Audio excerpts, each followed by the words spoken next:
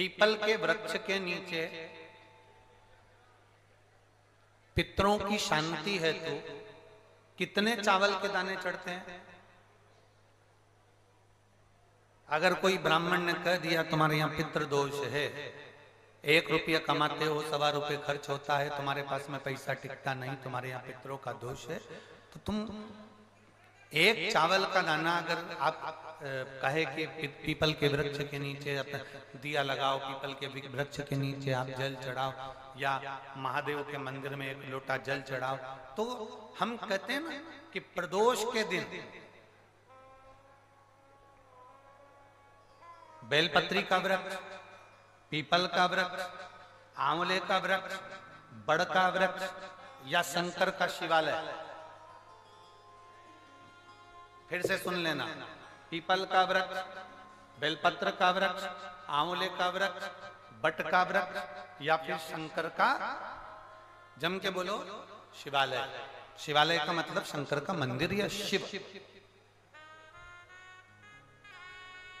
प्रदोष के दिन अगर आपको लग रहा है कि हमारे यहाँ पितृदोष है, बहुत तकलीफ चल रही है, बहुत कोई ने कहा पितृदोष है, कोई कह रहा है पितरों का, तुम्हारे यहाँ ये तकलीफ है, पितरों की ये तकलीफ है, पितरों की वो तकलीफ है,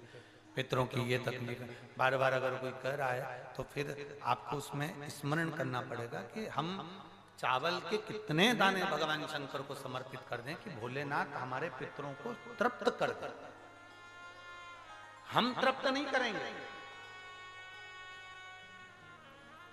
हमारी सामर्थ्यता नहीं है कि हम पितरों को तृप्त कर सकते।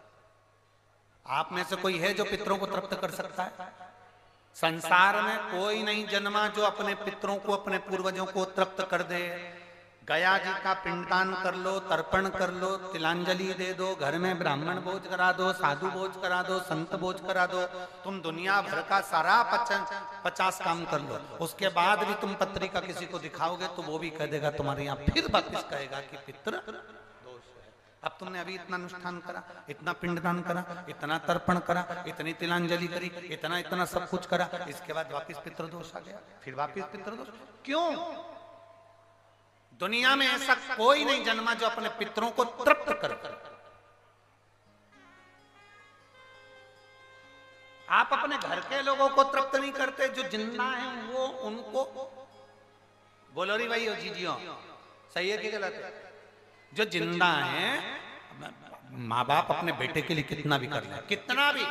आखिरी में एक दिन बेटा कह देता तुमने हमारे लिए क्या करा। बहू के लिए कितना कर लो, आखिरी में बहू कह देगी वो तो जेठानी को ज्यादा करती है, देवरानी को ज्यादा करती है, हमको करती है, अपनी ननद को ज्यादा करती है, बेटी को ज्यादा करती है, बेटी को लगता है कि बहू को ज्यादा करती है, दामाद को लगता है बेटी को ज्यादा करती है, नाती पंती सबको कितना भी कर लो, तुम अपने अड़ोसी पड़ोसी तुम्हारे रिश्तेदारों को तुम कितना भी दे लो, कितना भी कर लो, पर जब ये तृप्त नहीं हुए तो वो बोलो तो कैसे हो जाएगा? अपनी सामर्थ्यता है, अपनी सामर्थ्यता है कि अपन तृप्त कर ले उनको? अपनी कोई सामर्थ्यता नहीं है कि अपन